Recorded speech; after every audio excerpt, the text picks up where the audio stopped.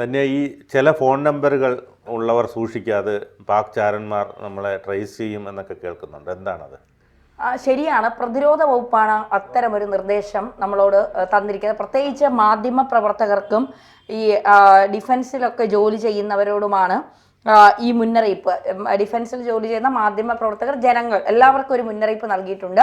ഒരു നമ്പറിൽ നിന്ന് കോള് വരും, ആ കോള് നിങ്ങൾ എടുക്കരുത്. അഥവാ നിങ്ങളുടെ ഫോണിൽ ആ നമ്പർ സേവ് ചെയ്ത് വച്ചാൽ പോലും നമ്മുടെ കാര്യങ്ങൾ, നമ്മുടെ രാജ്യ സുരക്ഷയെ ബാധിക്കുന്ന ചില കാര്യങ്ങൾ അവർക്ക് എടുക്കാൻ കഴിയും എന്നാണ് പറയുന്നത്. അതുകൊണ്ട് ഈ നമ്പറുള്ളവർ ഡിലീറ്റ് ചെയ്ത് കളയുക, ഈ നമ്പർ ഫോണിൽ സൂക്ഷിക്കരുത് എന്നാണ് പ്രതിരോധ വകുപ്പ് നമുക്ക് നൽകുന്ന മുന്നറിയിപ്പ്.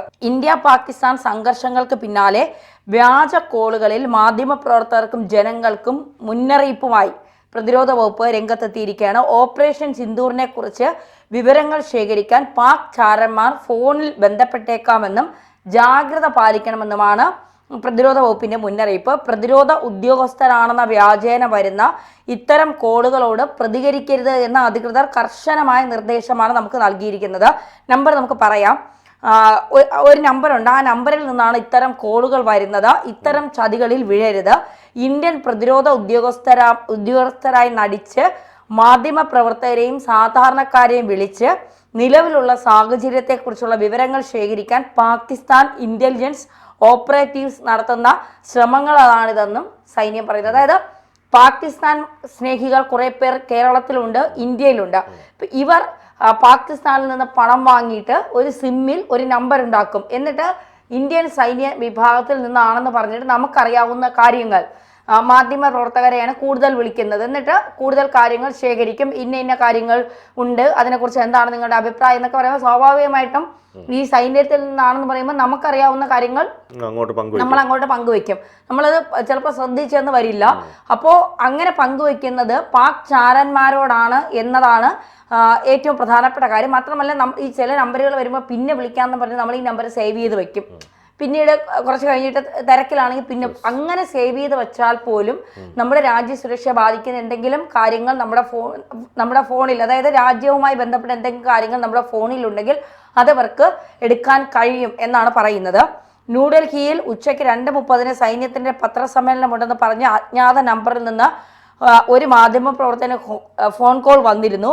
പത്രസമ്മേളനത്തിൽ ചോദിക്കുന്ന ചോദ്യങ്ങൾ, പാക് ആക്രമണങ്ങളിൽ ഇന്ത്യക്ക് സംഭവിച്ച നഷ്ടങ്ങൾ തുടങ്ങിയവയെക്കുറിച്ച് വിളിച്ചയാൾ ചോദിച്ചതായാണ് വിവരം. അപ്പോൾ ഈ ഒരു മാധ്യമ പ്രവർത്തകന് ഈ പറയുന്ന പർട്ടിക്കുലർ നമ്പറിൽ നിന്നൊരു കോള് വന്നിരുന്നു. എന്നിട്ട് ആ കോളിൽ ചോദിക്കുന്നത് പാക് ആക്രമണങ്ങളിൽ ഇന്ത്യക്ക് സംഭവിച്ച നഷ്ടങ്ങൾ എന്തൊക്കെയാണ്, മാത്രമല്ല ഇനി എന്തൊക്കെയാണ് നമ്മൾ കൂടുതലായി ചെയ്യാൻ പോകുന്ന കാര്യങ്ങൾ, ഇതാണ് ഇവർ കൂടുതലായി പറയുന്നത്. അതുകൊണ്ട് പ്രേക്ഷകരോടാണ് പറയുന്നത്, ജനങ്ങൾക്കും കൂടിയുള്ള മുന്നറിയിപ്പാണ്. നമുക്കുമുണ്ട് മുന്നറിയിപ്പ്. കാരണം നമ്മളെയാണ് കൂടുതൽ വിളിച്ചത്. നമ്മളാണ് ഈ സൈനികരുടെ, മറ്റ് രാജ്യങ്ങളെ പോലെയല്ല. നമുക്ക് നമ്മുടെ സൈനികരോട് ചോദ്യങ്ങൾ ചോദിക്കാം, അവർക്ക് നമ്മളോട് ഉത്തരവും പറയാം. അതാണ് നമ്മുടെ രാജ്യത്തിന്റെ ഒരു വലിപ്പം എന്ന് പറയുന്നത്.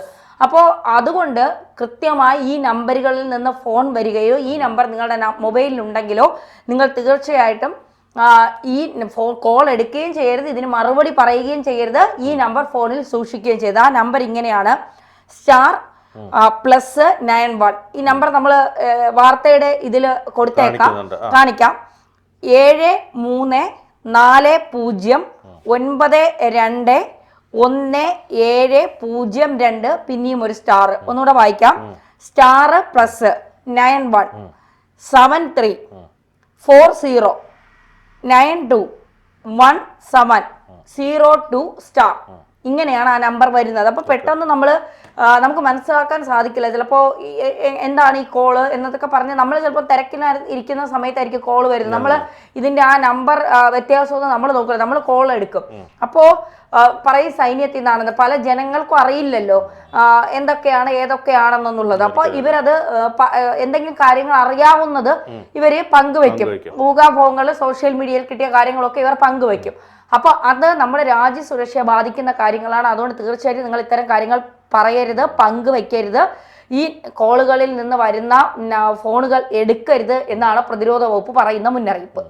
തീർച്ചയായിട്ടും. അപ്പം ഈ പറഞ്ഞതുപോലെ ഇത്തരത്തിൽ എല്ലാ വിധത്തിലും ഡിജിറ്റൽ സാങ്കേതിക വിദ്യ ഉപയോഗിച്ചുകൊണ്ട് ഇത്തരത്തിൽ നമ്മുടെ വിവരങ്ങൾ ചോർത്താനുള്ള ശ്രമം കൂടി പാകിസ്ഥാൻ്റെ ഭാഗത്തു നിന്ന് നടക്കുന്നുണ്ട്.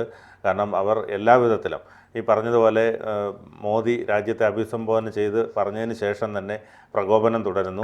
ഇപ്പോൾ ഇതാ ഫോൺ സംവിധാനം ഉപയോഗിച്ചുകൊണ്ട് തന്നെ ഇത്തരത്തിൽ പല രഹസ്യങ്ങളും ചോർത്താനുള്ള ശ്രമം നടന്നു. പക്ഷേ ഇതെല്ലാം തന്നെ വിലപ്പോവില്ല എന്നുള്ളതാണ്. ഇന്ത്യയോട് കളിച്ചാൽ ഇത്തരത്തിലുള്ള സംവിധാനങ്ങൾ എല്ലാം തന്നെ പുറത്തു വരികയും അവർക്ക് യാതൊരു വിധത്തിലും വിജയം കൈവരിക്കാൻ കഴിയില്ല എന്നുള്ളതാണ് യാഥാർത്ഥ്യം. നമുക്കറിയാം, ഇന്ത്യ പാകിസ്ഥാൻ ലോകകപ്പ് ക്രിക്കറ്റിൽ ഇതേവരെ പാകിസ്ഥാന് ജയിക്കാൻ കഴിഞ്ഞിട്ടില്ല എന്നതുപോലെ യുദ്ധത്തിൽ ഒരിക്കലും ജയിക്കാൻ കഴിയില്ല.